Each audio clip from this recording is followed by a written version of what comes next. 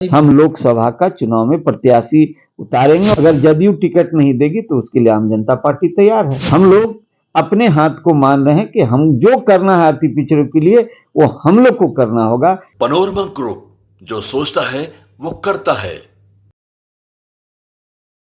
नमस्कार, भारत लाइव देख रहे हैं आप। देखिए, लगातार हम आपको बता रहे हैं कि बिहार की राजनीति जो है वो देश भर की राजनीति को प्रभावित कर रही है। बिहार में नीतीश कुमार को लेकर के लगातार हम ये चर्चा कर रहे हैं कि नीतीश कुमार ऐसे चौराहे पर खड़े हैं जहां से 4-5 रास्ते उनके मंजिल तक ले जाने के लिए तैयार है, लेकिन नीतीश किस रास्ते से गुजरेंगे अभी तक कुछ भी तय नहीं हो पा रहा है। जदयू के लोग भी ये सोचने से मजबूर हैं कि आखिरकार नीतीश कुमार के मन में चल क्या रहा है। इधर भारतीय जनता पार्टी की अगर बातचीत की जाए, एनडीए गठबंधन की बातचीत की जाए, तो एनडीए गठबंधन के ताबड़तोड़ बैठक और ताबड़तोड़ रैलियों से इंडिया गठबंधन में परेशानियां जरूर बढ़ गई हैं, लेकिन जरूरी जो चीजें हैं बिहार के परिदृश्य की अगर बातचीत की जाए तो बिहार में कई ऐसे लोकसभा क्षेत्र हैं जहां पर एनडीए गठबंधन के साथी जो लोग हैं वो भी अपनी दावेदारी ठोक रहे हैं। ऐसे में आम जनता पार्टी राष्ट्रीय जो लगातार दौरा पे दौरा कर रही है, अलग अलग लोकसभा क्षेत्रों में जा रही है, इनकी तैयारियां कैसे हैं, कैसे एनडीए के साथ रह के चुनाव लड़ेंगे, किन विषयों के साथ जा रहे हैं। हमारे साथ आम जनता पार्टी राष्ट्रीय के राष्ट्रीय अध्यक्ष हैं विद्यापति चंद्रवंशी जी। सर, बहुत बहुत स्वागत है आपका भारत लाइव में। धन्यवाद सर। 24 में हम लोग प्रवेश कर चुके हैं, महज 1 महीने बचे हैं अब चुनाव को लेकर के। बहुत कम समय मिल रहा है। एक तरफ इंडिया गठबंधन में सीटों के बंटवारे पर, दूसरी तरफ एनडीए में भी मुझे लगता है कि मंथन चल रहा है। आपकी तैयारी कहां तक पहुंची सर? देखिए, ये लोगों का जो भी है अब आपस में जो है नीतीश जी का जो इंडिया गठबंधन के साथ क्या फैसला लेते हैं वो तो जब तक खुल के नहीं आता है तब तक कहीं न कहीं जहां तक मैं महसूस कर रहा हूं कि सभी गठबंधनों में थोड़ा सा असमंजस की स्थिति अभी बनी हुई है। कि स्थिति ये है कि संभावना ये भी व्यक्त कर रहे हैं कुछ लोग कि हो सकता है नीतीश जी जो है एनडीए में ही चले जाएं। तो इस सब तरह के कयास तो लगाए जा रहे हैं। तो ऐसे परिस्थिति में अब जहां पर कि खुद गठबंधनों का जो गठबंधन है, 2 गठबंधन है महत्वपूर्ण, ये जो गठबंधन है यही जब अपने आप में निश्चित नहीं है तो हम लोग की जहां तक बात है, हम लोग तो अब अपनी डफली अपना राग अभी बजा रहे हैं कि पहले ये लोग तो फाइनल कर लें, नीतीश जी तो फाइनल कर लें कि भाई किधर जा रहे हैं। तो इसलिए अभी हम लोगों ने ये निर्धारित किया है और आने वाले समय में 1 फरवरी को हम लोग जिस समाज से आते हैं, अति पिछड़ा समाज से आते हैं, हम लोग को 1 फरवरी को हम लोगों ने यात्रा अति पिछड़ा संसद बुलाया है और ये मिलर स्कूल मैदान में ये होने जा रहा है। तो इस दिन हम लोग ये निर्धारित करेंगे कि हम लोग को क्या स्टैंड लेना है, क्योंकि मैं उम्मीद करता हूं कि तब तक कुछ न कुछ ये क्लियर भी होगा कि भाई नीतीश जी किधर जा रहे हैं, क्योंकि उनके कार्यशैली से कंफ्यूजन पैदा हो गया है। क्योंकि कार्यशैली उनका हम इसलिए कह रहे हैं क्योंकि ललन सिंह जी का अध्यक्ष पद से हटना या हटाया जाना यह बताता है कि जिस काम के लिए ललन सिंह जी को लगाया गया था अब उस काम को करने के लिए जदयू राजी नहीं है। अगर कहें किस काम के लिए लगाया गया था तो ये सभी स्पष्ट जान रहे हैं कि ललन सिंह जी को इस काम के लिए लगाया था कि भारतीय जनता पार्टी को केंद्र में से इस बार उतारना है। ये जिम्मेवारी माननीय मुख्यमंत्री नीतीश जी ने ललन जी को दिया था कि तुम अध्यक्ष बनो और इसको एक्सरसाइज करो, देखो क्या बात है और कैसे ये हो सकता है। उस समय इन्हें उम्मीद था मुख्यमंत्री जी को, नीतीश जी को, कि वो प्रधानमंत्री के चेहरा बन सकते हैं, संयोजक बनेंगे। तो मूल बात थी प्रधानमंत्री का चेहरा बनना। लेकिन दरअसल जब इन 5 राज्यों का चुनाव आया और फिर खुल के कांग्रेस जो है स्पष्ट रूप से इनके नाम को प्रस्तावित नहीं करना और इस तरह की जो घटनाएं होती रही और उसमें 5 राज्यों का जो रिजल्ट आया ये बात को बल दे दिया कि मुख्यमंत्री जी ये मान लिए कि ये गठबंधन कहीं न कहीं कमजोर ही है। तो उस आधार पर उन्होंने देखा कि अब कमजोर गठबंधन, एक तो मेरा नाम प्रधानमंत्री के लिए प्रस्तावित नहीं कर रहा है, ऊपर से गठबंधन भी का रिजल्ट भी कमजोर आ रहा है 5 राज्यों में। तो उन्होंने जिस काम में कार्यशैली जो हमने कहा था, जिस काम में लगाया ललन सिंह जी को, उस काम को उन्होंने कह दिया कि अब ये काम हम लोग को तुम्हारा टारगेट नहीं रहा, क्योंकि उन्होंने टारगेट बनाया था ललन सिंह जी ने कि 330 में जब 554 सीट में आधा करते हैं तो 271.5 होता है, यानी 272 में आधा आधा होता है। तो अगर भारतीय जनता पार्टी का 31 सीट से हरा दिया जाए तो घट के चले आते हैं, सीधा आ जाते हैं 172 पर, और 172 से और यानी कि 32 सीट यानी 40 सीट यदि हम इसको हरा देते हैं तो ये भारतीय जनता पार्टी केंद्र की सत्ता से बाहर हो जाएगी। तो 40 सीट उन्होंने टारगेट किया बिहार और बंगाल को, और कई दिल्ली को, कई जो आज विरोध करते हैं भारतीय जनता पार्टी का खुलकर, उनको टारगेट उन सभी को मिला के वो जब जोड़ रहे थे तो 40 सीट उन्हें आसान लग रहा था हराना। तो लेकिन अब जब माननीय मुख्यमंत्री जी का यह टारगेट रहा ही नहीं तो ललन सिंह जी टारगेट को कैसे भेदेंगे, क्यों भेदेंगे?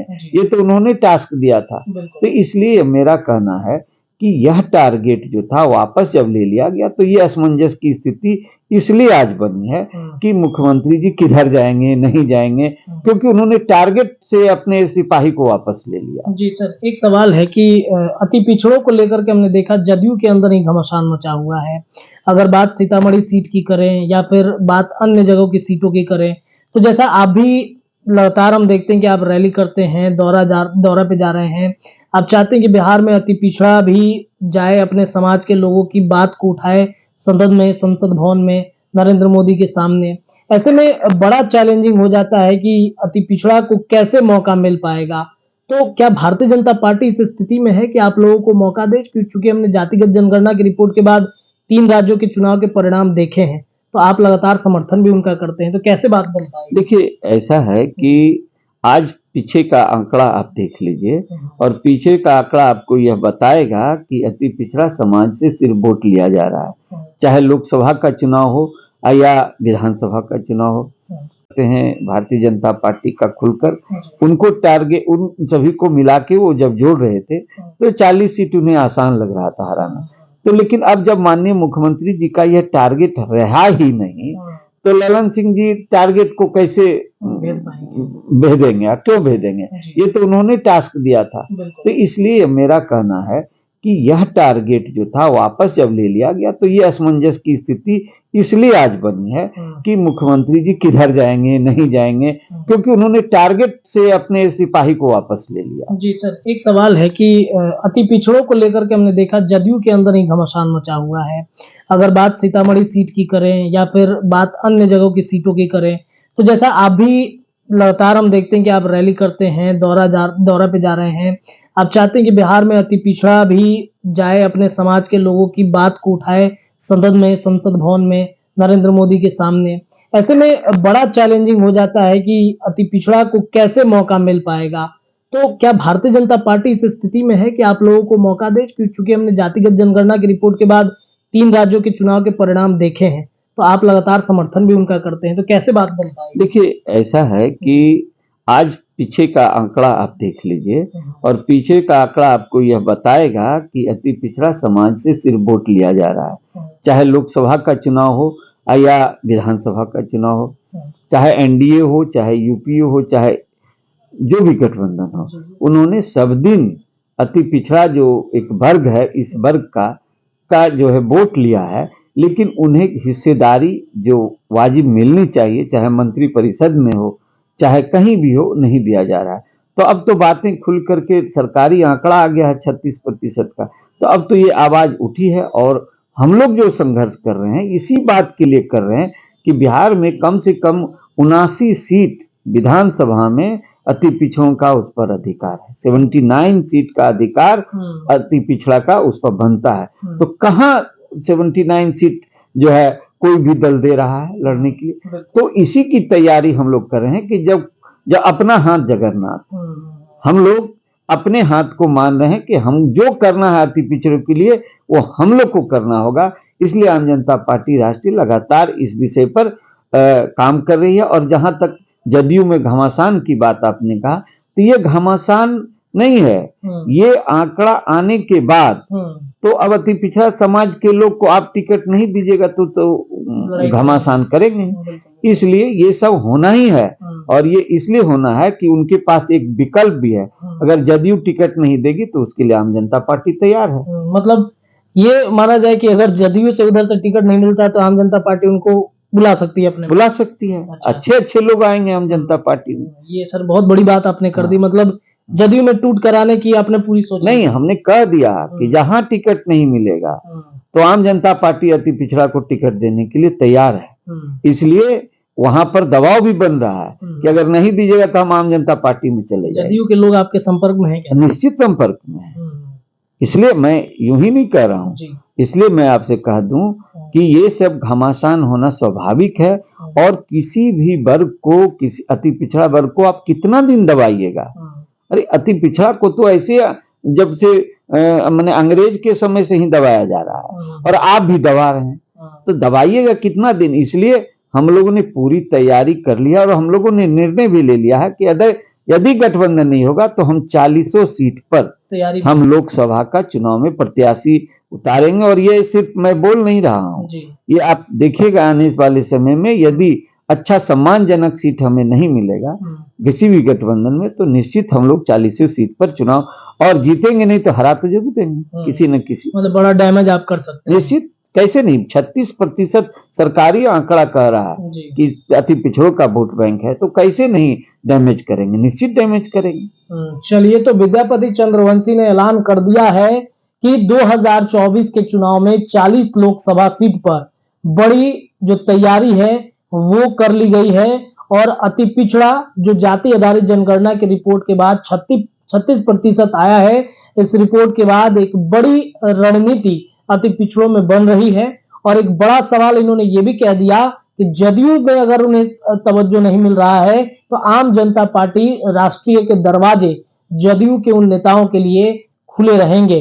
फिलहाल इस चर्चा में इतना ही। देखते रहिए भारत लाइव, चर्चाएं लगातार जारी हैं। धन्यवाद। पनोरमा ग्रुप, जो सोचता है वो करता है। अगर ये वीडियो पसंद आई और वह बिहार के राजनीति और बिहारियत से सरोकार रखेनी तो सब्सक्राइब बटन दबा के चैनल के सब्सक्राइब कर ली। ओजे एगो घंटी बा, ओकरा बटन दबा देला से कुल सटीक और मारक खबर रुआ मुफ्त में मिल जाई। अगर रुआ पत्रकारिता के हमनी के नया प्रयोग में सहयोग कर चाहतानी तो ज्वाइन बटन दबा दी। पेटीएम नंबर नोट कर ली 9386816700। धन्यवाद।